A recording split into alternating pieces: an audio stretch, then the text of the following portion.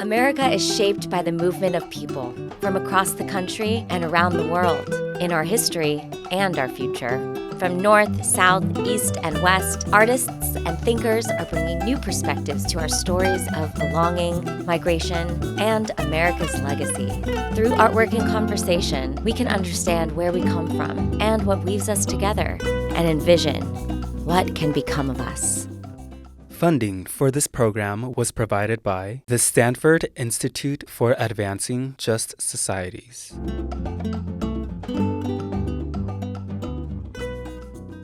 I'm Bianca Collins. I'm Director of Public Programs for Zocalo Public Square. We're our unit of Arizona State University Media Enterprise. At Zocalo, our mission is to connect people to ideas and to each other. Everything we do is free and everyone is welcome. We publish original writing and present conversations like this one. You can find us at zocalopublicsquare.org, on podcast platforms, and on YouTube. Tonight's program takes inspiration from Coatlicue Las Meninas, the Stanford Edition, by Mexican-American artist Pedro Lasch.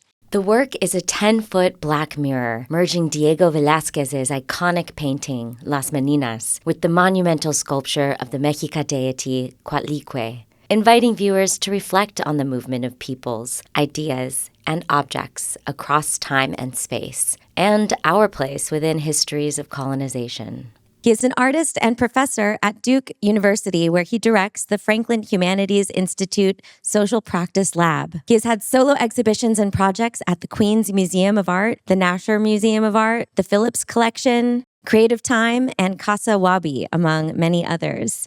So I want to start by saying I'm really pleased to have you here. It's been really wonderful to work with you. I have long admired your work. The thematic that we are talking about tonight has to do with communities, with the movement of peoples and the movement of ideas across time and space. And I think your work has really long dealt with these issues in really nuanced ways. And so I'd like to take a step back before we talk about Coatlicue Las Meninas to think about the ways that your practice has engaged with ideas kind of in the longer term. Yeah, thanks so much, Jessica. In migration, I've been working on this for many years. I mean, I also embody it, right? I came to US, I lived in New York for many years, and I started an experimental arts program in Jackson Heights in Queens, which is my favorite part of the world. It's like the world's linguistically richest place on the planet. Basically, in a 20-block radius, over 100 languages are spoken. And not because people went to Ivy League colleges, but because, they came from all over the world and they share each other's culture and they make the best food in the world and the best culture, So I kind of see a lot of my work as an homage to migrations of all kinds, not just Hispanic or Latino migrations. So this first work that I started in 2003, is a map of the hemisphere, the Western Hemisphere. And the word Latino, Latina, at the time we weren't using the X, has kind of migrated north, And, you could, in some ways, argue it was always in the north to begin with. There's a town in North Carolina called Bolivia that it's not called Bolivia because immigrants arrived here. Basically, there were Spanish speakers there before there were English speakers, And so we tend to forget that. And so I really like the idea of the continuity. With those maps get painted in community centers, in schools, in churches, but they also have been turned into map editions that people travel with. If you're an undocumented immigrant, your map arrives very differently than if you were the director of the Museo del Barrio, who I was also collaborating with at the time, That's my friend Vicencio, who had to hide in sewage waters. He had machine guns pointed in his head. And so his map is very different. And so it's kind of, I think of them as portraits as well as maps. I do a lot of work that if there is an art object, the object is the way to have a new type of social exchange. But also the art object can be the byproduct of that social exchange. And so that leads us to this other work that I've been developing over more than 20 years called naturalizations. And something that always happens, no matter what artwork within that series, there's two things we always do. We use these mirror masks that I designed, and we also ask ourselves, what are we before we are naturalized?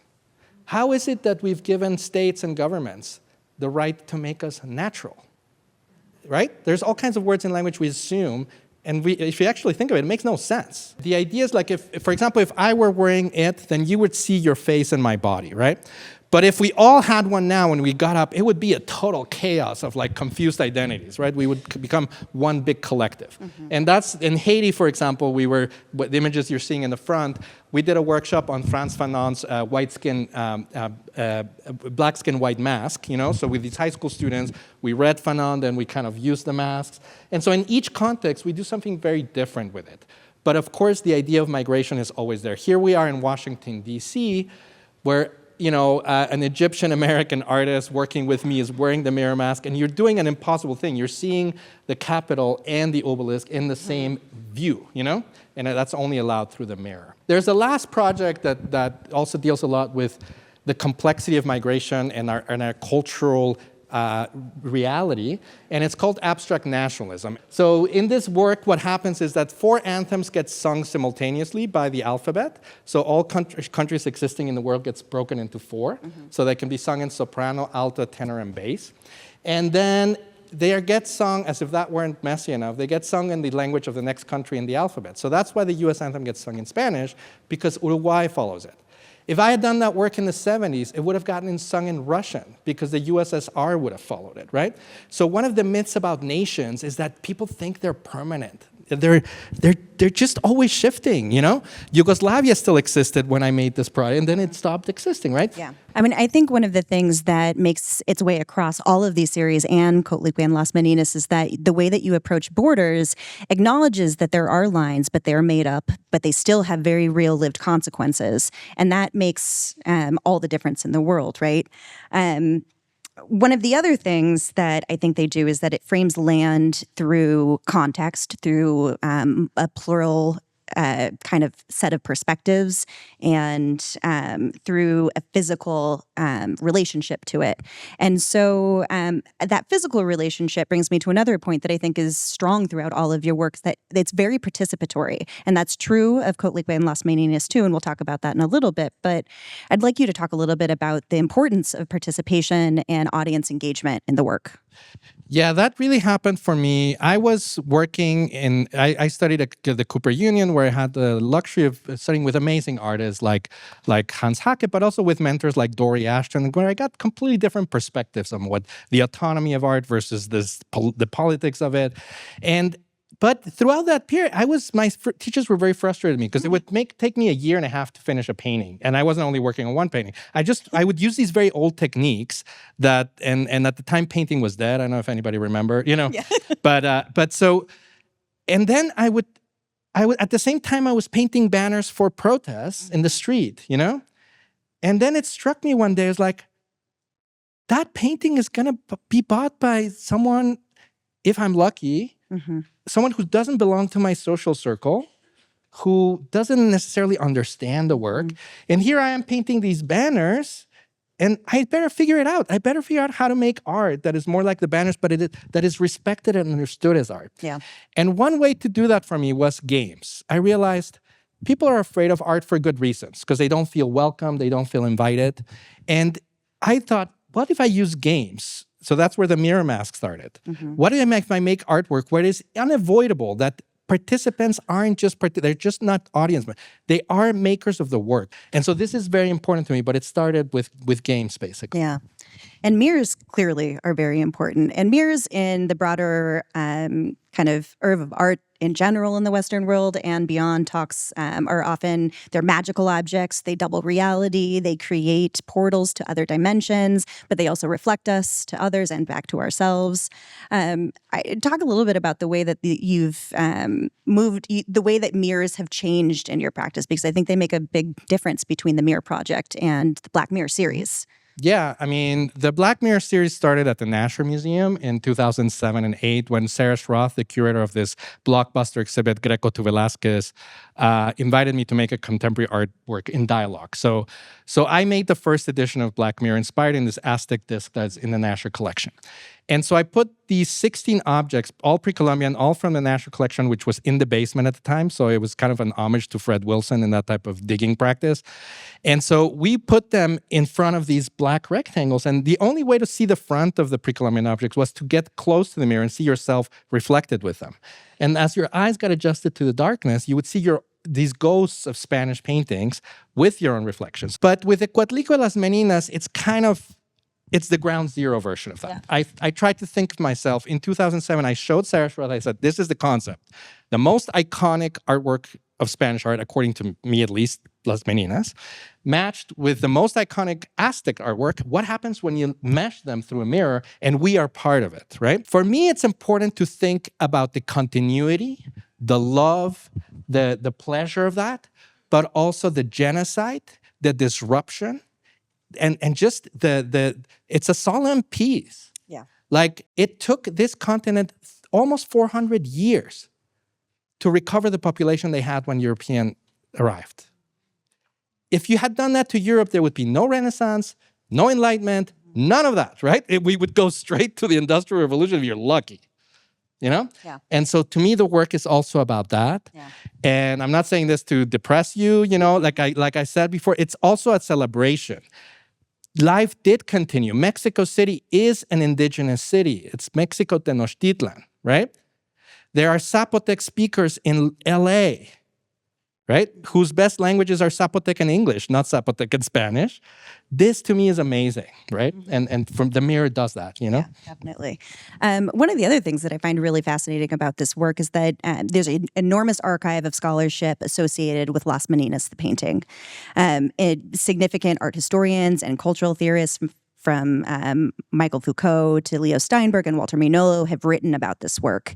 And they talk a lot about the relationship between visibility and invisibility, and that's certainly at play in this work. But I think one of the things that I think about more, there's another writer, Byron Hammond, who talks about the objects that are painted in Las Meninas that would have been made by the labor of indigenous Americans. And that labor is invisible in the scholarship. It's invisible in the conversations that we have about art. And this work creates a space for that in a different way that I think is a little bit more nuanced than just noting that that labor is invisible, right? For sure, yeah. And this is actually a highly domestic conversation, not just because it's Las Meninas, but because my wife, Esther Gabarra, has actually published a good amount of stuff about this. You know, we were actually just up there talking, you know, about these clay objects that she's written about that people used to eat, you know, like they would break these clay, you know, pots and eat them. And so I feel like, to me, it's very important.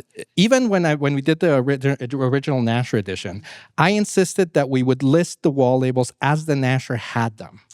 Yeah. And it would expose the utter ignorance of the institution. Mm-hmm.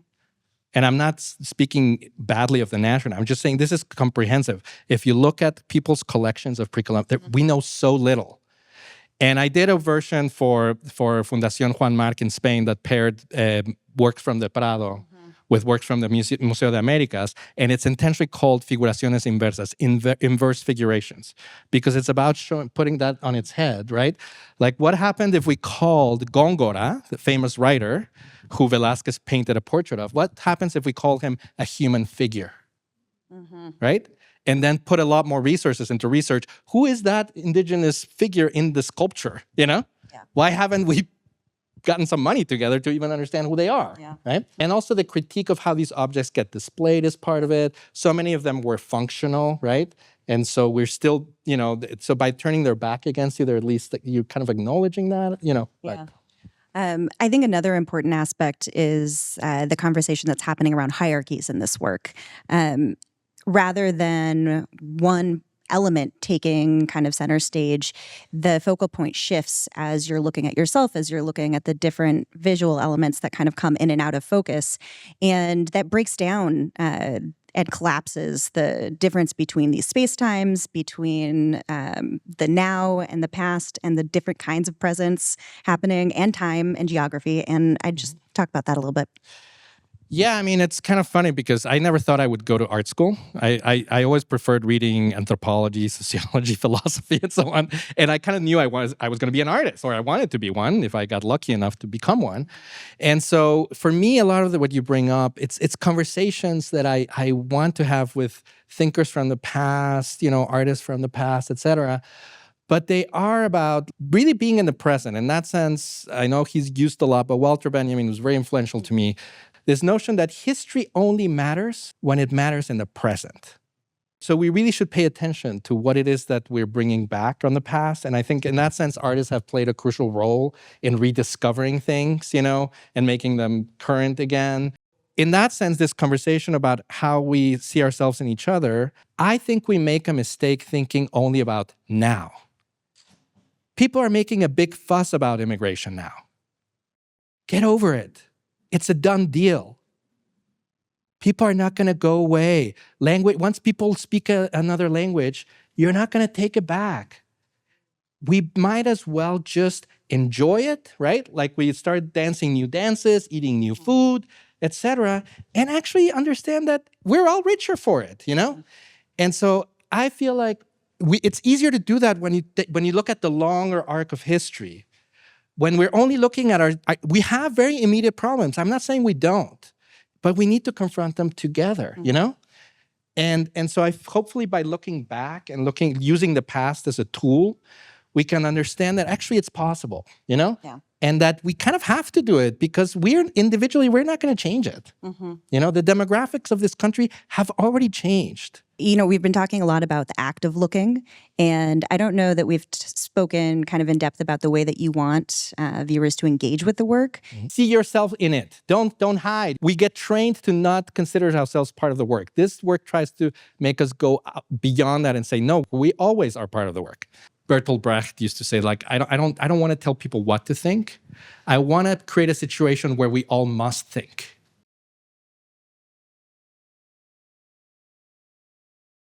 I'm pleased to introduce our panel's moderator. Tomás Jiménez is professor of sociology and the founding co-director of Stanford's Institute for Advancing Just Societies. So it is my pleasure to now introduce our panel. Kwame Anthony Appiah teaches philosophy at New York University in the College of Arts and Sciences and also in the law school. He grew up in Ghana and was educated at Cambridge University. He's written widely in philosophy of mind and language, ethics and political philosophy, and the philosophy of art. He is the ethicist columnist in the New York Times Magazine. We also have with us this evening Nonny de la Peña, who is regarded as one of the most influential pioneers in virtual and augmented reality. De la Peña is widely credited with creating the genre of immersive journalism. She's currently the program director of the Narrative and Emerging Media program at Arizona State University. And on the end, we have Federico Rios, who is the senior vice president of the Robinson Center for Civic Leadership at the Foundation for the Carolinas. He previously served as the City of Charlotte's first assistant director of the Office of Equity, Mobility, and Immigrant Integration, where he led Charlotte's efforts to become a welcoming city by the national organization Welcoming America. So I'd like to get right to it with the question that is also the title of our panel, which is how can we see ourselves in each other? And Anthony, I'd like to start with you, and then I'd like each of you to answer the question as well. What has your work taught you about the answer to that question? How do we see ourselves in each other? A lot of my work has been about what we call identities. And I think the key first thing about identities is that we all have lots of them. And one thing that happens to people is they get so tied up in one identity that they forget they have others. And especially when we're battling with one another across some identity, whether it's Catholics and Protestants in Northern Ireland, or Israelis and Palestinians in the Middle East, or people of different races in various countries of the Americas, where unfortunately that's a problem everywhere. We can sort of be so tied up in our racial identities that we forget that we have other identities. Black Americans and white Americans are, many of them, Baptists. Many of them have religious identities in common.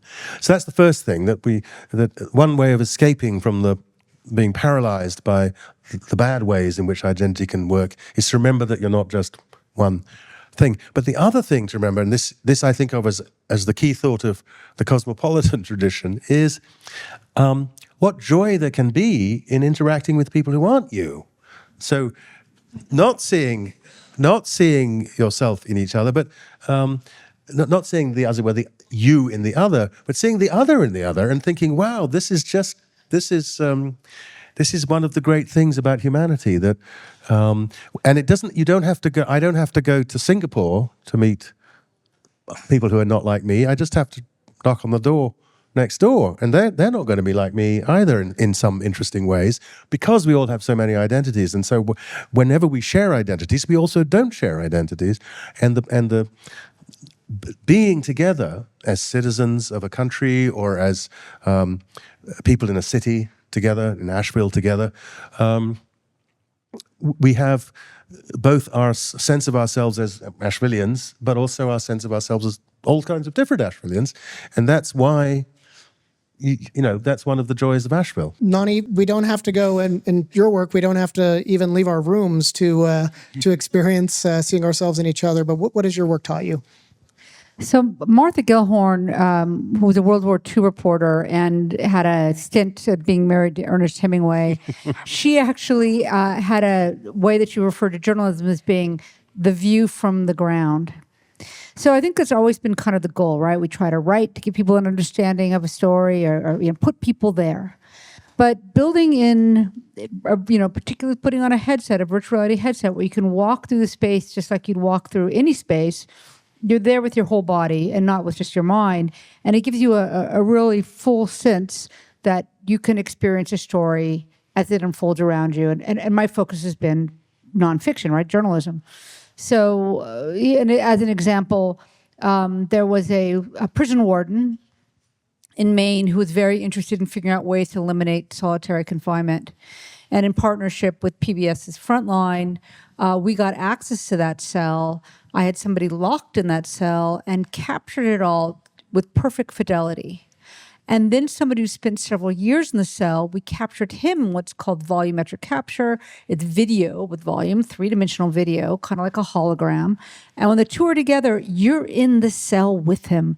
And there is nothing more impactful than really understanding what a horrible, horrible methodology this is for punishment.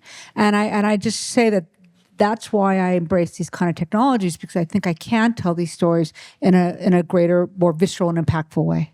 Yeah, thank you, Federico. I think my work has taught me more than anything that we, in spite of our commonalities and these opportunities to break through and see things differently, we truly want to hang on to our differences in a way that can be highly problematic. I think about my time at the city of Charlotte, and I got an opportunity to work with so many diverse individuals that make up that community, which right now hovers at somewhere between 16 to 17% foreign born. And yes, they hung on to national identities. Yes, there's sub-identities within that identity, but so often they clung desperately to the division, to the differences. And breaking that is especially challenging. And it comes to a place of, hey, how do I get you in front of someone? How do I get you close enough where it's really hard to hate or to lack the understanding that brings you to a conclusion that's not real? So I've learned that it takes a lot of work, but it is so worthwhile. Can you say more about what the practice is of seeing ourselves in each other and what that has looked like in your work and in your experience? Yeah, it's getting out of your comfort zone, right? So it's deciding that you're going to build a bridge where a wall stands. It's getting in front of someone who there may be a language barrier, there may be another challenge, and trying your darndest to really explain yourself and understand their perspective as well. And this is just highly challenging. When I came on with the Foundation for the Carolinas 2 years ago, my work took me to a rural community here in North Carolina. And, Charlotte is a big city. And its context is so vastly different, though it's in the same state. And I had to get to the point where I understood their perspective. I had to sit with them and really gather the information, get what they were saying, and then we can come to a shared understanding. We can come to, hey, we can work together in these ways. We're not going to agree on everything. That's not going to happen. But that gave me this perspective that there is hope. People, although we hang on to our differences, although we push hard on those things, we truly want to be connected. It's just as natural as the division piece. It's this constant tension that fights itself, right? We want to be in community with one another, but then we want to silo those communities. Wrestling with that, getting in front of that is challenging, but it is so worthwhile because you build relationships, you build a depth of understanding that betters you in the process as you better the community. Yeah, Nonny or Anthony, what about the practice? I think that it's this question. One of the things that was interesting me actually was, when you're an ethicist, how do you cross across all of that, right? And I know that, for ethically journalistic practice, right, some of the things that I think about that are obviously commonalities. And right now with your cell phone now, you can capture things in 3 dimensions, right? Something called Gaussian splats. This came out about 1.5 years ago. And literally, you can use your phone and you could capture the thing in full 3 dimensions and use your phone to look at it or put a headset on and walk through. But what is that going to mean when people start capturing very terrible events? And that, to me, I think cuts across everything. Like we understand that moment of empathy when these sort of things happen. Now, how are we going to make sure that we continue to not other, that we continue to understand that the practice that I'm so deeply involved with treats situations like that? Are we going to let you step over the bodies? I mean, really, it's an important question to be asking, and I think that is something that I think about a lot. And I go on, please. I mean, a lot of the largest challenges that flow from our desire to hold on to our differences, in the end, they generate policy problems. And while individual moments of empathy can help connect me with you or connect me with the particular situation of a particular suffering person, the challenge, I think, is to make a kind of sympathy that's political. And political sympathy doesn't come one by one. But it can come, I think, one can have a political sympathy with a group through the one-by-one experiences, through getting to know people, of that sort. And the great sort of insight of social psychology in these matters is that doing things together with people, not things aimed at solidarity, but things aimed at some common purpose. Building a little league together so that your kids have somewhere to play, or building a local amateur dramatic society or something. Things like that, where they're not aiming to bring people together, but the experience of doing things together does bring people together, I think. And that's and so one thing I think at the policy level is trying to enable moments like that, trying to build around museums and other cultural institutions practices that bring in as many people as possible of all the kinds, of all the local kinds, and have them have the experience of doing things together. I mean, your project to help, which you can describe, is an example of that. It's taking people, well, you describe it. So we're just initiating something that we're calling City of Awe, but I'm going to call it City of Everyday Awe. And through that project, we're having, we've just begun an initiative, what we're calling Lab of Civic Affection.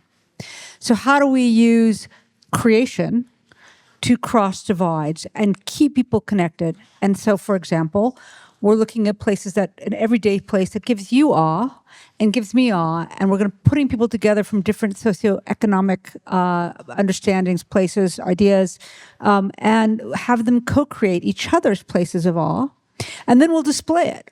And what will happen is 6 months from now, I'll display it again. And 6 months from now, I'll display it again. So this piece that you've co-created continues to connect you.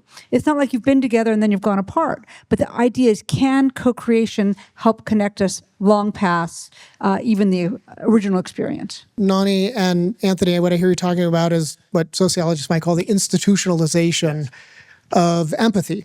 And Federico, you've done some incredible work in the city of Charlotte, standing up an entire office that was designed to better integrate immigrants into the city, and I might say to bring along the longtime population there as well. And this is a city in a place, in a state, in a region that has seen an explosion of an immigrant population in the last generation or so, and that's relatively new.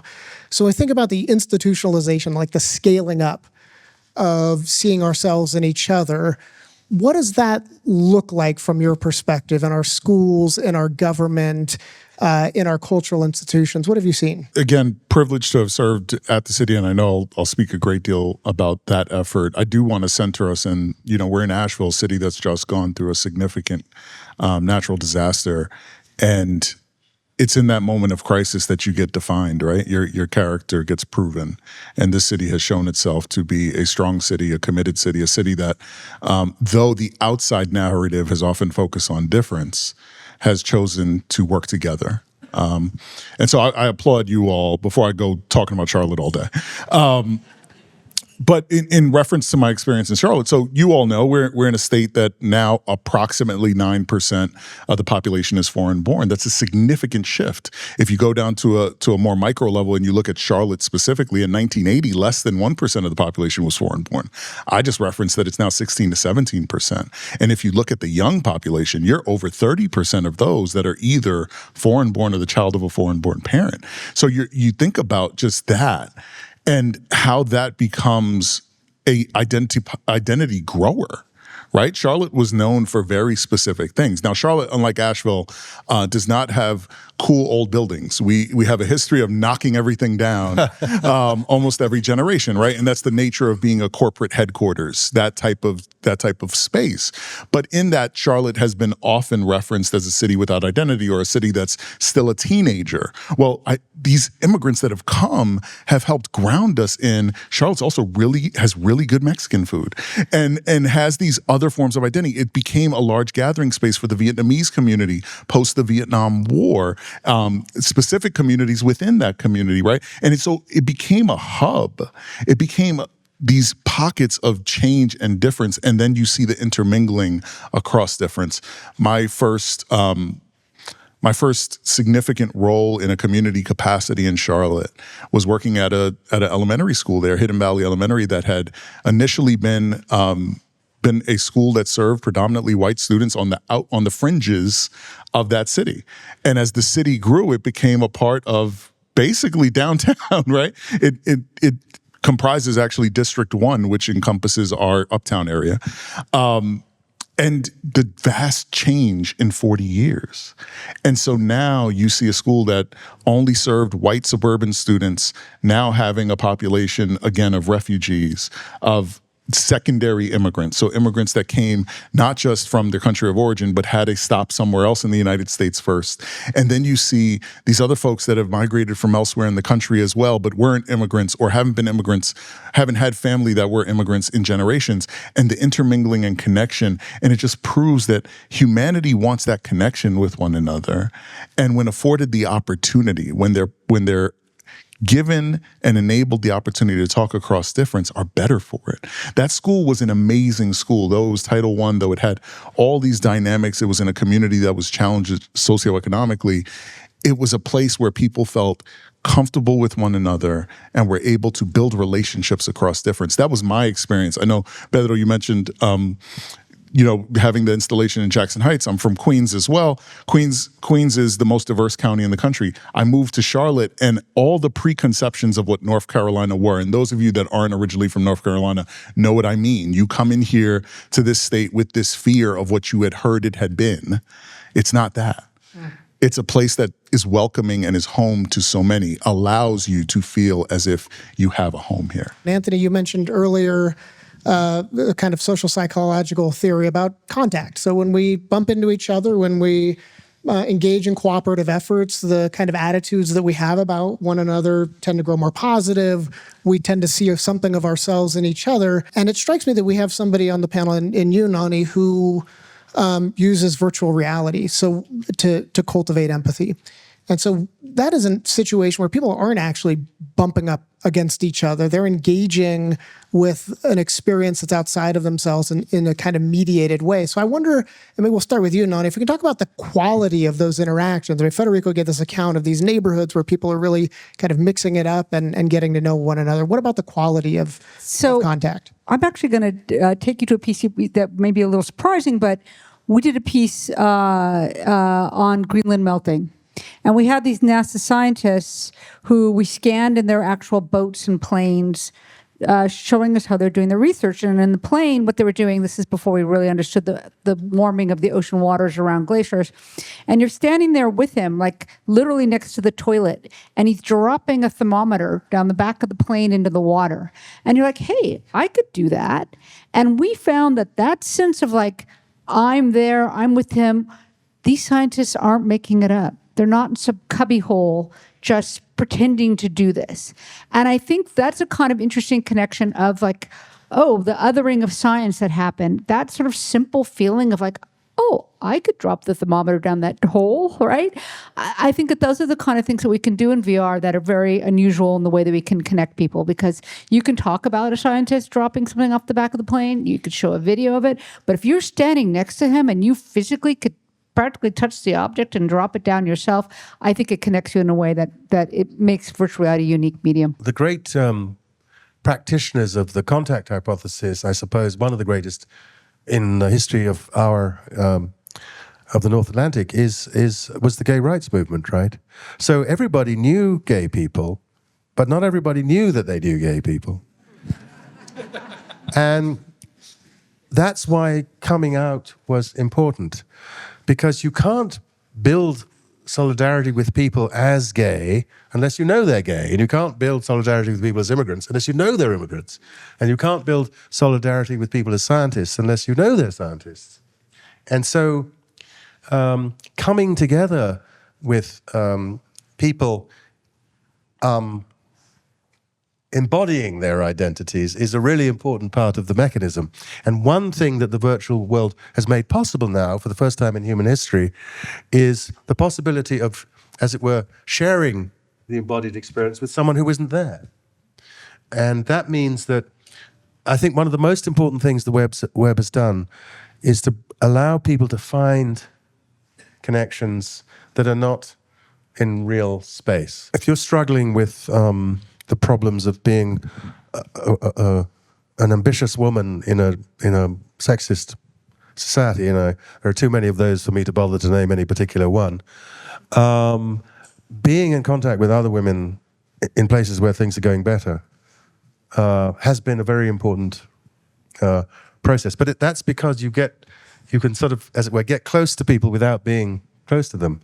And the more it's done through the sort of virtual reality that you do, I think the more richly you can have the sense of sharing the person, as I say, as not just as an abstraction and not just as it were a person with a problem or something, but as a gay person, as another woman, as another migrant, as a non-migrant, and so on.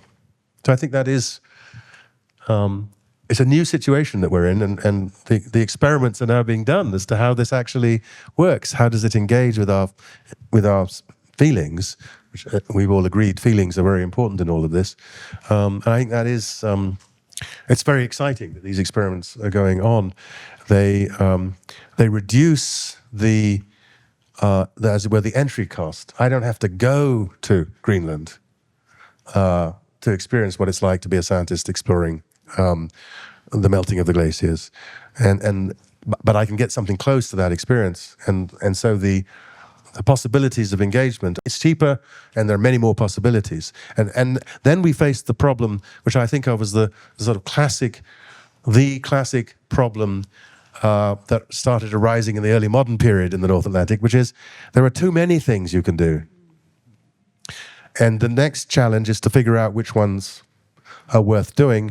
And I say, well, one way of thinking about which ones are worth doing is to think which ones will build solidarity in our communities, and in our world. I mean, we lack transnational solidarity as well as local solidarity, and that's one way of picking things that are worth doing. I think is to think about the things that will build these solidarities that we need, because the glaciers are melting, and if we don't act together, well. It's already happening, but we face disasters, and the biggest disasters we face, we can only solve together. That's an amazing statement, right? The only disasters we face together, and Nonny's work is brightly becoming a focal point of this conversation, because I think for all of us, we want to experience something, but there's a fear that's often associated with going out and trying a thing. You know, this new space allows you the ability to engage without having to come into it fearful. right? I'm going to mess up. I'm going to embarrass myself. I'm going to say the wrong thing. You get to almost have a practice stage like we did before we got up here today, right? Yeah. You know what's going to happen. You know how to at least start once you are ready to have that first engagement. And so it's so crucial. I think about that in reference, Tomás, to my time at the city when I was helping craft policy, right? And a lot of it was, hey, what of this can help you? What if this helps your constituents? And level setting. So I won't mention any names because I'm in the state that I once worked in. But I had one city council member whose viewpoint was vastly different than mine. Just completely different viewpoint. And would often get offended when I said things that were actual stated facts. And so I had to learn that I had to re-engage in a different way. And I had to have conversations with folks that weren't him to better understand his viewpoint, because he could only communicate it to the degree he could, and then come back to him with a more nuanced perspective and a deeper, richer way. And in that way, we won some things. We didn't win everything, but at least I understood him better. Yeah, I'll be the first one to say that tech touch will never replace real touch, right? As much as I think that it's in a really important space, but real touch is what. And we were just talking earlier about the importance of keeping the bond. There are things that you will find that you will meet people and who are not ever going to shift. Right. And but if you can continue to have that bond, I think you could tell your story. We live in a democracy still, and many people in the world do. But not everybody does. And yet the fundamental human rights document of modernity, the UN Declaration of Human Rights, says that everybody has the right to live in a democratic society. Then we have to decide what that means. And I think it's very important to think of democracy is government by the people, and that's a metaphor, because we can't literally have 360 million governors. One is bad enough sometimes. But part of what it must mean is that we think of each other as doing something together. And the thing we're doing together is not a thing we're doing as Republicans. It's not a thing we're doing as Democrats. It's not a thing we're doing as independents. And it's not a thing we're doing as Baptists or Muslims or Jews or gay people or straight people. It's the thing we're doing as Americans. And what we're doing as Americans is trying to make the Republic work for everybody, not just for me, not for me and my tribe, but for all the tribes. We want a country that works for all the tribes, and the tribes along many different ways of cutting up people into different kinds. And if you have a commitment to that, if you think, then compromise, for example, far from seeming like a sort of backing off from your principles, will be a key to all your principles, because you'll be trying to make a world that pleases everybody. And I would. Look, if you let me make America great for me, that's easy. I can do that. But it won't be great for almost anybody else, because not everybody wants to spend their time reading philosophy. Go figure. So I could make a world that was perfect for 350 million Anthony Appiahs, but what a horrible world that would be. Even for me, it would be horrible, because I want to live in a world in which there's lots of other people. They're not like me, all of them, and they're all as happy as we can be. We could make it possible to be. That sense of the democratic enterprise as not being about the pursuit of the interest of some organized, what the founders would have called faction, is I think getting lost. I think people think of it as a kind of competitive sport in which the really important thing is winning. But that's absolutely not the right way to think about it. And so the thing you need to see in other people, I think, is that they are, in the context of our politics, is that they are fellow citizens. Well, let's talk about borders and boundaries a little bit. One of the things that Pedro's piece does, and in fact, what we heard from him in his comments just a bit ago, is that it's an opportunity to span space, to span time. He is literally putting the conqueror and the conquered together as one and inviting us to see ourselves in that and to potentially celebrate it. But you mentioned a second ago that in the democratic enterprise, we're trying to do something together as Americans. But that, if part of that is seeing ourselves in each other, we are bounding that to some degree. And so I want to ask each of you to think about and share with us whether there are boundaries around the degree to which we should see ourselves in each other, or the other in whom we should see ourselves. What are the boundaries, if there are any? There is the question of what creates fear, and that's in you, right? What is it about what somebody else is saying to you that is creating a fear in you of them? Is it because, there's a change that is different? Or is it because you're physically threatened?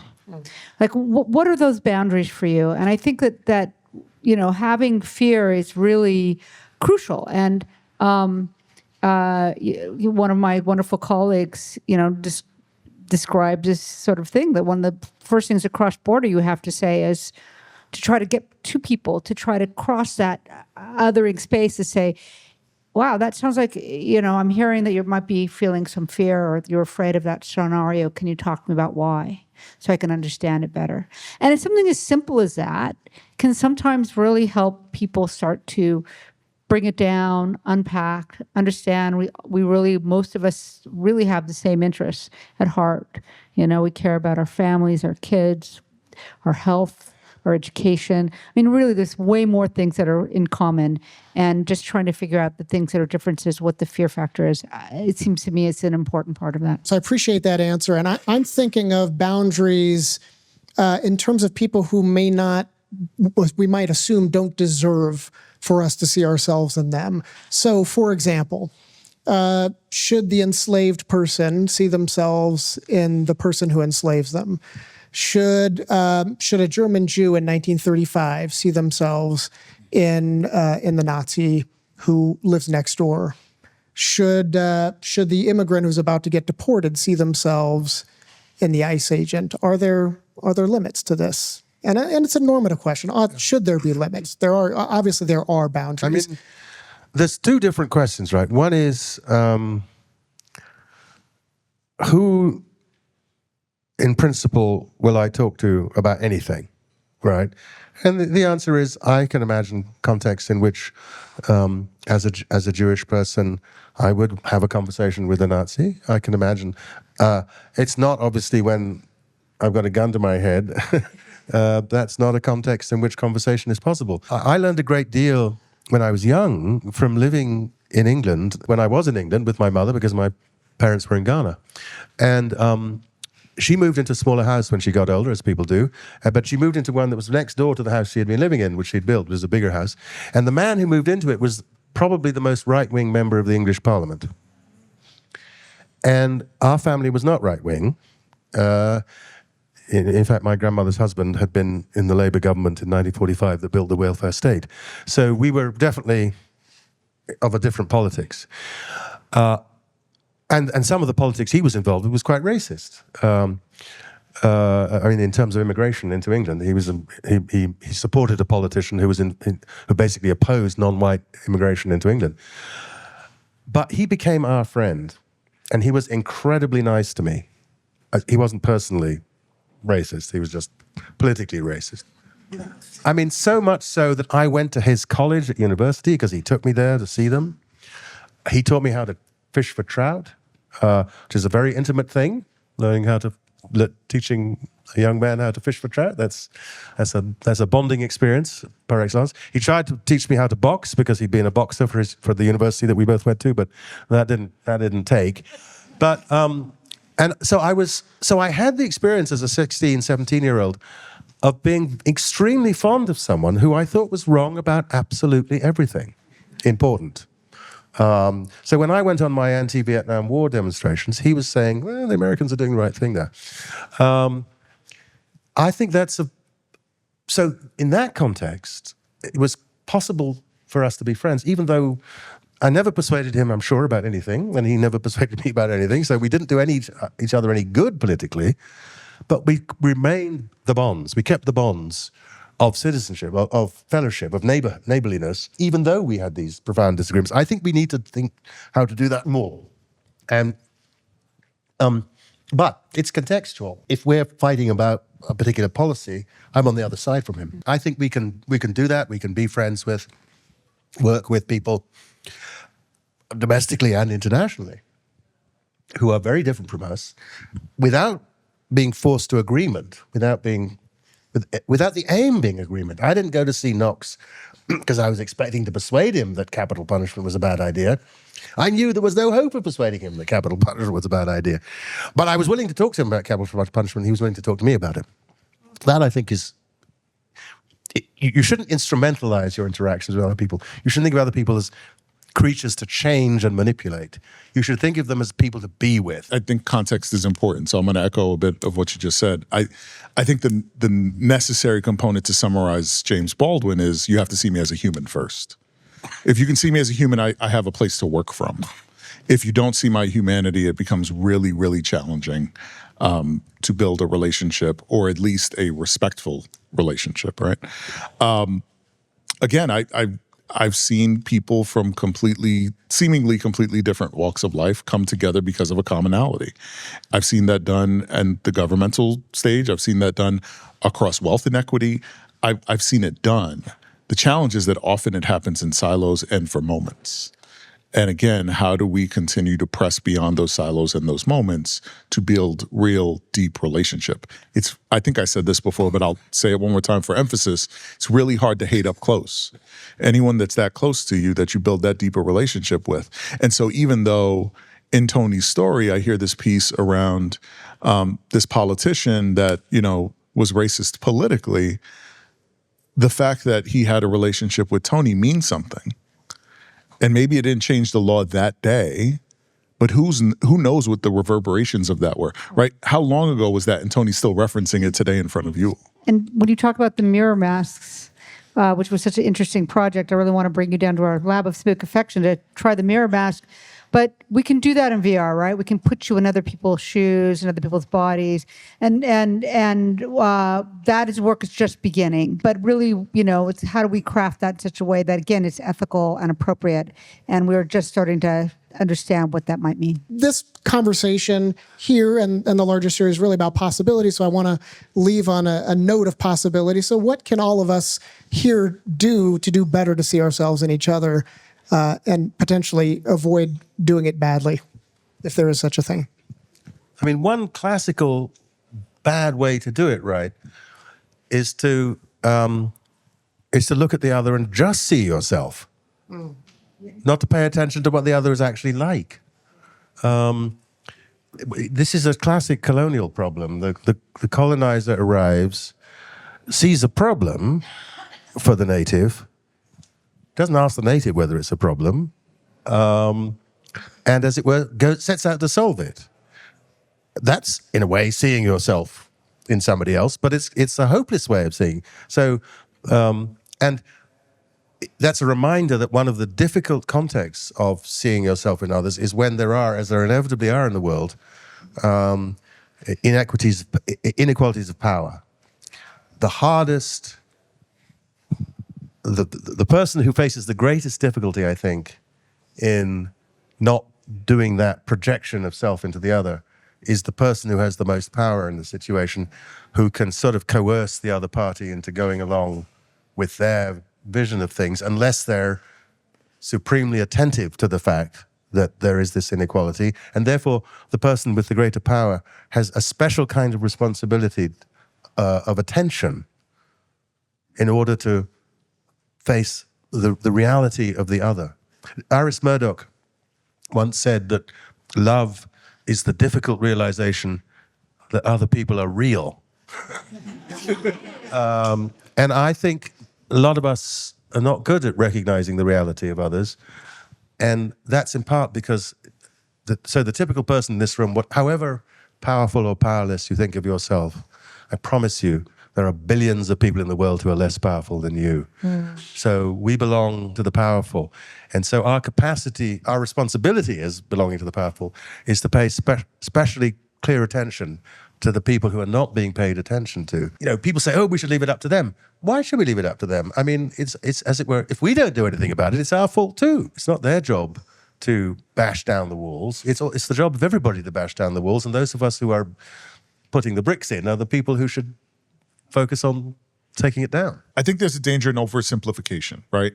And that can happen when one delves into other cultures, doesn't understand histories, and how they, right? Nothing is really history, everything is the present. All these things are happening simultaneously, they continue to happen, they continue to exist. So there's a danger in oversimplifying and not recognizing and respecting what has been, what is, for the sake of just finding a commonality. Right? You have to own your own identity before you can you can't love anybody else unless you love yourself. A lot of people don't love themselves. So you got to start there, right? And that there's a danger when you don't start there. Because you're looking to, again, people aren't real. You're looking for something for yourself, but you don't really know yourself enough to know what you need. So that's what resonates with me. Again, I think it can be. We can do this for the sake of show. We can do this for the sake of checking off a list. We can do this for the sake of making us feel better. People of color know this because you have friends that I'm sure you're their only friend that's a person of color, right? We exist in this space. And you know that the depth of that relationship may not be as rich as that person presents others to. So again, there's a danger in the oversimplification, and getting uncomfortable is necessary. I always show a slide of a tortilla in my talks. And I'm like, hey, don't you see the Virgin Mary in that tortilla? And it made the TV news in LA. Honestly, we see, like literally, there's the community saw the Virgin Mary. Like, this is who we are as humans. And you sort of have to accept that too. You're like, are you kidding me? That's what you see? But people do. And how we can try to express compassion, joy, excitement about what they see. I think that is also a wonderful way to live our lives. Funding for this program was provided by the Stanford Institute for Advancing Just Societies.